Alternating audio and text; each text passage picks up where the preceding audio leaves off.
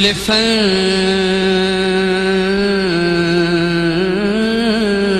जे ज़ंजीर खे ट्रोड़े मां, जुल्फन जे ज़ंजीर खे ट्रोड़े मां,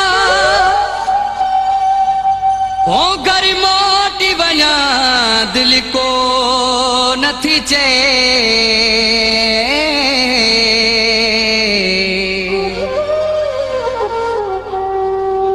मजबूरी आ जावे दमिराणीअ जी, मुंह मोड़े वञा दिल को नथी चए।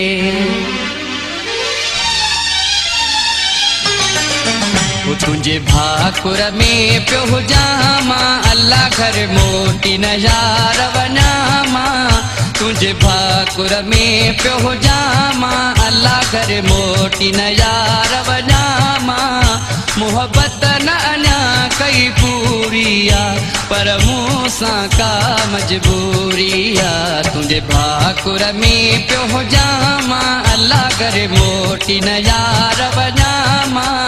मोहब्बत न अञा कई पूरी आ, पर मूं सां का मजबूरी आ। तुंहिंजे भाकुर में पियो हुजां मां।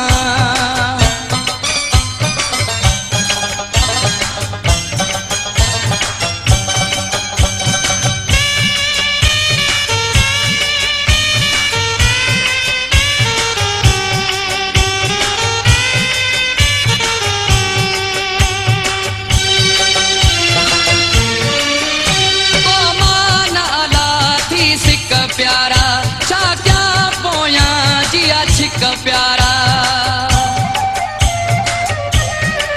ओ तो मान अला थी सिक प्यारा। छा क्या पोया जिया छिक प्यारा, सिक रह जी वई अणपूरी आ, पर मूं सां का मजबूरी आ। तुंहिंजे भाकुर में पियो हुजां मां, अल्लाह घर मोटी न यार वञा मां। मोहब्बत न अञा कई पूरी आ, पर मूं सां का मजबूरी आ। तुंहिंजे भाकुर में पियो हुजां मां।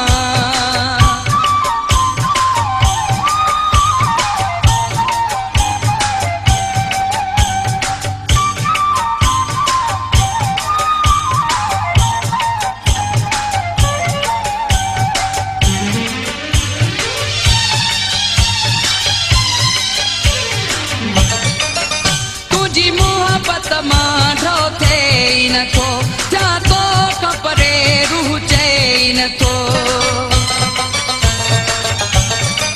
ओ तुझी मोहब्बत मां ढो थे नथो, जा तो खपरे रूह चए नथो।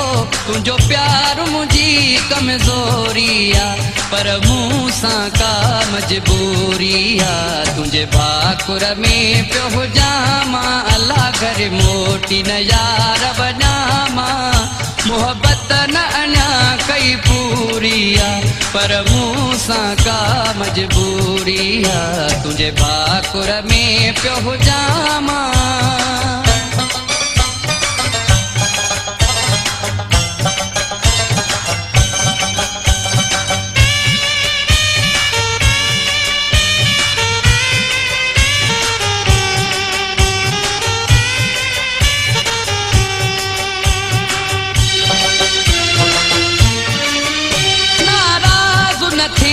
वही दुवनी मूंखे मोकल ॾे मुंहिंजी मिल्थ मनी, ओ नाराज़ न थी त वही दुवनी मूंखे मोकल ॾे मुंहिंजी मिल्थ मनी। सम्झां थो सुठी नहीं दूरी आ, पर मूं सां का मजबूरी आ।